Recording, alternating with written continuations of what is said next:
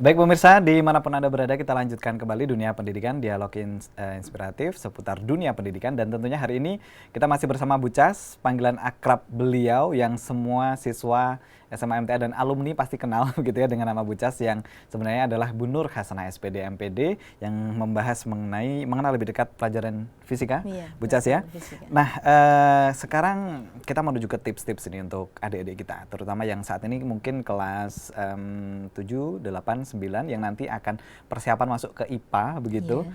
Tips-tips agar mereka senang dulu di awal, kemudian nanti juga suka dengan pelajaran fisika itu kira-kira gimana Bu Cas? Iya. Tips untuk sukses belajar fisika. Jadi belajar fisika itu sukses kalau memang siswanya itu tertarik dulu, gitu, tertarik dulu dengan apa yang dia pelajari. Ya. Lah untuk membuat siswa itu tertarik itu nggak gampang. Nah itu dia. Nggak gampang. Jadi itu pinter-pinternya kita sebagai guru pengampu itu menyajikan sesuatu yang harus menarik siswa. Betul. Salah satunya kalau saya yang tadi saya sudah katakan, kita memberikan sebuah tayangan-tayangan atau produk-produk teknologi yang sekarang tepat guna atau yang akan datang, itu kita sampaikan sebanyak-banyaknya ke siswa supaya siswa itu termotivasi ketika dia belajar fisika, dia tuh ngerti, aku nanti belajar fisika itu untuk apa, begitu. Yeah. Itu yang pertama. Yang kedua, supaya anak-anak itu tertarik ke fisikanya, itu kalau saya itu kuncinya salah satunya adalah gurunya. Jadi bagaimana saya itu ngeset diri saya sendiri biar saya itu deket sama siswa, akrab dengan siswa, kemudian setelah itu ada jalinan emosi dengan siswa. Nanti selebihnya siswa itu tidak akan canggung ke kita, kemudian kita melakukan interaksi dengan manis. Akhirnya ketika anak-anak belajar fisika mengalami kesulitan-kesulitan, kita open heart banget gitu. Pokoknya kita welcome. Kamu datang ke saya udah PR tak garap ke gitu. Jadi sampai segitunya. Jadi yang kedua tipsnya adalah bagaimana kita itu menjalin emosi dulu dengan siswa. Kemudian yang ketiga, kita nggak boleh idealis, karena yang kita hadapi itu adalah remaja yang mereka itu cenderungnya pengennya difahami, sangat dinamis dan tuntutan mereka itu gimana kita memahami mereka. Jadi kita nggak boleh idealis dengan belajar fisika harus benar-benar paham gitu. Kalau itu kita pakai nanti nilai fisika sangat hancur gitu. Dan ketika ketemu guru fisika, mundur aja deh. Begitu. Jadi ya itu yang saya hindari. Ketika anak ketemu saya bukan, guru fisika gitu enggak, tapi itu Bu Cas, ayo kita ke sana tanya PR gitu. Jadi kayak teman sendiri. Iya, kayak teman sendiri. Jadi yang ketiga, kita nggak boleh terlalu idealis dan kita harus loyal ke siswa yang melakukan prestasi sekecil apapun prestasinya. Taruhlah cuma, Bu, tanya gitu. Iya, tanya apa? Kebetulan pertanyaannya bagus, saya nggak segan-segan ngasih bintang. Kamu dapat bintang. Gitu. Jadi saya pakai trik ketika ini tips keempat. Tips keempat itu adalah metode mengajar. Jadi ketika kita memotivasi siswa itu ya dengan segala cara, Mas Firman. Jadi saya pakai istilahnya apa ya? Jadi istilah ini saya dapat dari siswa saya. Jadi ketika siswa itu melakukan aktivitas belajar di kelas bersama-sama, dia dia bertanya atau menjawab atau maju ke depan, yang jelas dia itu aktif dalam proses belajar mengajar, maka saya kasih satu penghargaan bintang gitu. Bintang. Jadi ketika bintang-bintang saya ini ternyata begitu bermakna untuk siswa-siswa. Ada satu siswa itu yang menulis di halaman paling depan itu begini, my star is my spirit. Gitu. Jadi saya jadi motivasi. Betul. Ternyata bintang saya berharga toh gitu. Ya udah. Setelah itu saya pakai metode mengajar saya itu adalah my star is my spirit. Dan itu saya pakai sampai sekarang, Mas Firman. Dan itu ternyata sangat memotivasi siswa.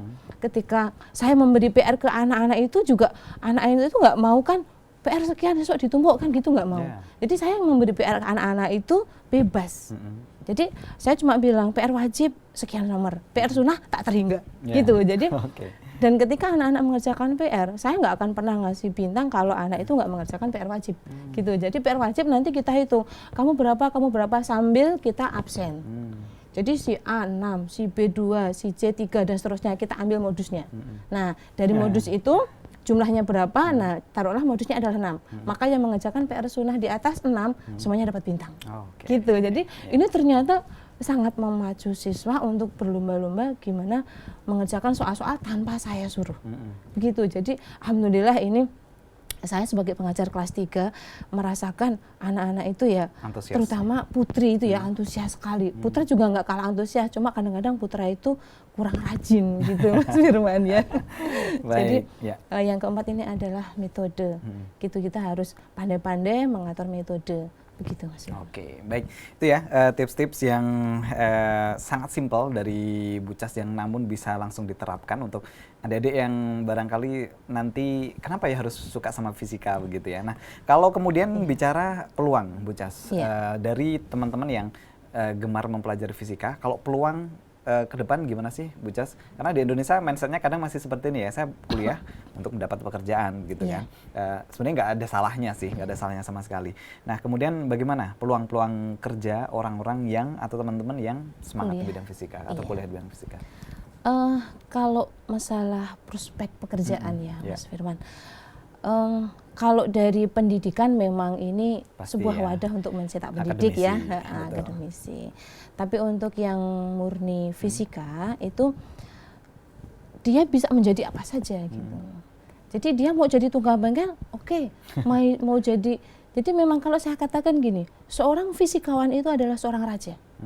Dia bisa mengatur dirinya sendiri. Mau jadi ekonom bisa, gitu. Jadi mau jadi teknisi bisa banget.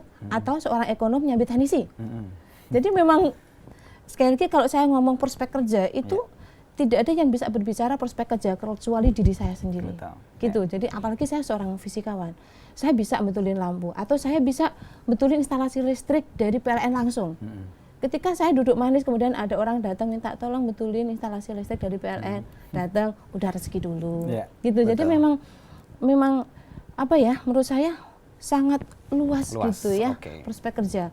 Cuma untuk orang-orang tertentu memang berpikirnya gini, saya kerja kalau nggak jadi apa ya istilahnya karyawan yang top manajer lah apa-apalah gitu, kok kayaknya kurang mentereng gitu ya.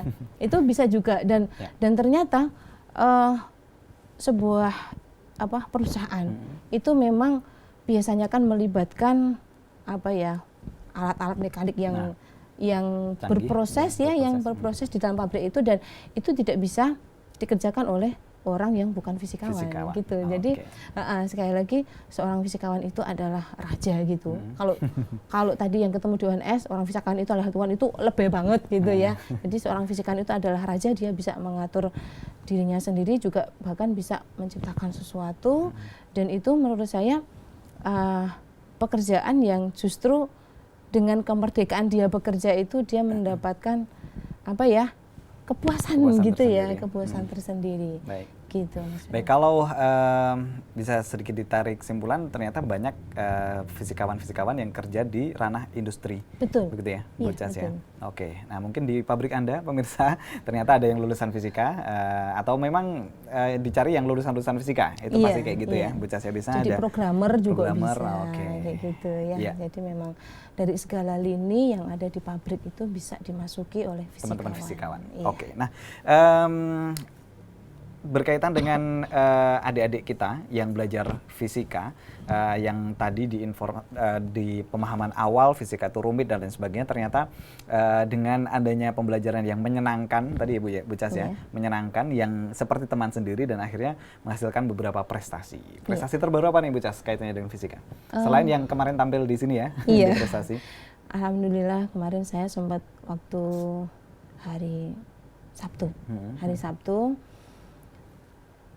ada event yang regional yang cukup bergengsi juga diadakan di UNS Universitas Negeri 11 Maret dari Fakultas MIPA.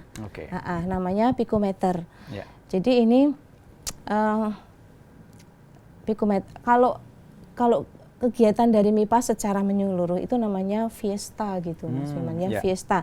Jadi di sana ada proyek fisika, ada mading tentang teknologi, kemudian ada LKTI, karya tulis dunia. karya tulis. Terus ini ada olimpiade. Lah olimpiade ini bernama Bikometer. Gitu. Kita mendaftar, kita mengirimkan sekitar 4 tim. Dari kelas 12 2 tim, kelas 11-nya 2 tim.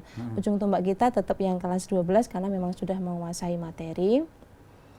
Alhamdulillah penyisian 10 besar kita masuk 2 tim. Oke, alhamdulillah. Kemudian dari 10 besar disaring menjadi 5 besar, kita masuk 1 tim. Masuk 1 tim dan di babak final ini siswa dituntut untuk mempresentasikan praktikum. Jadi di babak semifinal ada praktikum, kemudian di babak final siswa mempresentasikan praktikum yang baru saja dilakukan, juga teori-teori yang mendasari praktikum itu. Gitu. Dan dari presentasi itu sekali lagi ini timnya Renaldi sama Haris itu melakukan presentasi yang menurut saya sangat bagus ya, sangat bagus karena begini, ada satu pertanyaan dari dosen yang ketika saya sendiri mikir, waduh, gue bocah jawabnya apa ya, gitu kan? Ternyata waktu itu siswa itu menjawab, bikin saya kaget ya, Masya Allah, seperti itu. Oke. Jadi di luar yang saya bayangkan. Di luar ekspektasi. Jadi satu contoh pertanyaannya waktu itu ya, ketika siswa itu harus praktikum mengambil bayangan dari percobaan lensa. Pertanyaan dosen itu begini, kenapa kamu mencari bayangan harus mengambil titik yang paling jelas? Gitu. Saya mikir, ya kalau nggak titik jelas lah gimana ya, harus ngambil titik jelas dong. Andaikan saya yang ditanya begitu. Tapi ternyata Renaldi itu menjawabnya begini, titik yang jelas itu kan jelas gitu. Lah yang nggak jelas itu banyak. Kalau kita ngambilnya titik yang nggak jelas, yang mana? Kan relatif. Gitu. Jadi keren banget ini menurut saya. Jadi yang membuat tim kita itu menjadi juara 1 memang itu ada di presentasi yang sangat bagus. Sekali lagi memang Renaldi dan Haris ini, terutama Renaldi ya, ini mempunyai bakat yang kalem dan sistematis, ini yang membuat dosen memberi penilaian yang tinggi gitu. Baik, ya. Semula nomor 4 bisa nomor 1 itu kan ya alhamdulillah. Lompatan cukup ini ya. Mudah-mudahan nanti kader-kadernya tetap ada agar fisika di SMMTA tetap berkibar gitu ya Bu Cas ya. Mudah-mudahan saya selalu berusaha. Baik. Ya, dan pemirsa waktu 1 jam sebenarnya kurang begitu ya untuk pembelajaran fisika bersama Bu Cas begitu ya. Namun kita maksimalkan untuk beberapa menit terakhir ini Bu Cas, ini satu pertanyaan dari 08564 sekian. Pertanyaannya, Bu Cas, adik saya lemah di bidang fisika, ditambah pengajarnya yang kurang ceria katanya. Bagaimanakah? Apa perlu kami les privatkan begitu untuk bisa belajar fisika? Monggo. Les privat, menurut saya kalau memang memungkinkan dalam arti secara finansial juga ada.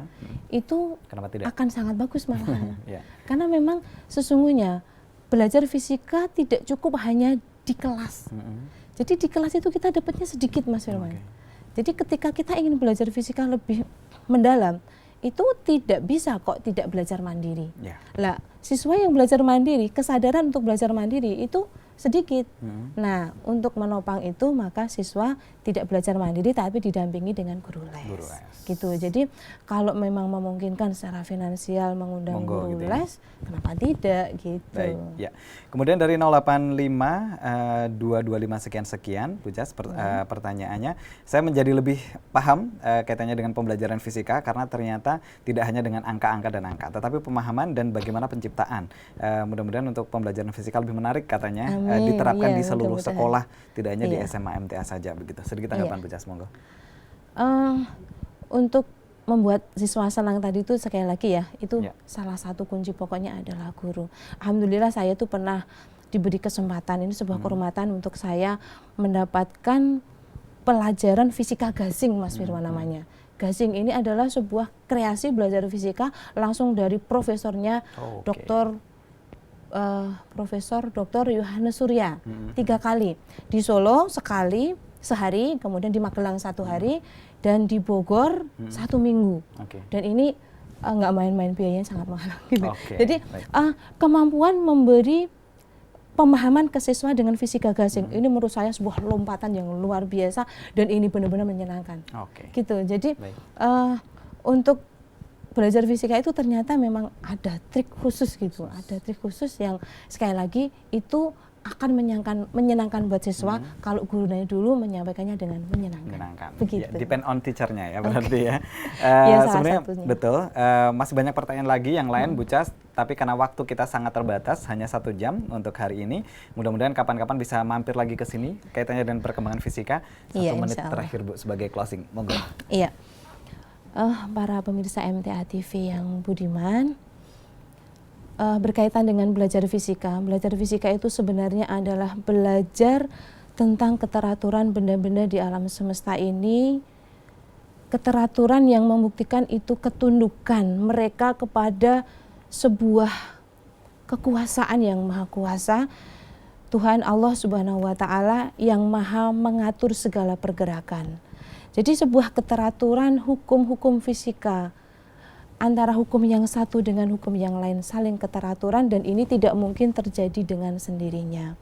Belajar dari ketundukan keteraturan itu, kita sebagai manusia yang berakal seharusnya lah bisa mengambil pelajaran ketundukan yang mereka lakukan itu akan memberi dorongan ke kita untuk melakukan ketundukan juga kepada Allah, sehingga ketika kita belajar fisika itu efek yang paling baku, yang paling penting tidak hanya kita itu tambah wawasan, tambah ilmu, tambah pengetahuan, itu adalah di sini di dalam hati kekuatan keimanan yang selalu bertambah ketika kita melihat keteraturan-keteraturan benda-benda alam dalam hukum-hukum fisika dari Allah Subhanahu wa Ta'ala. Baik, terima kasih Bu Cas.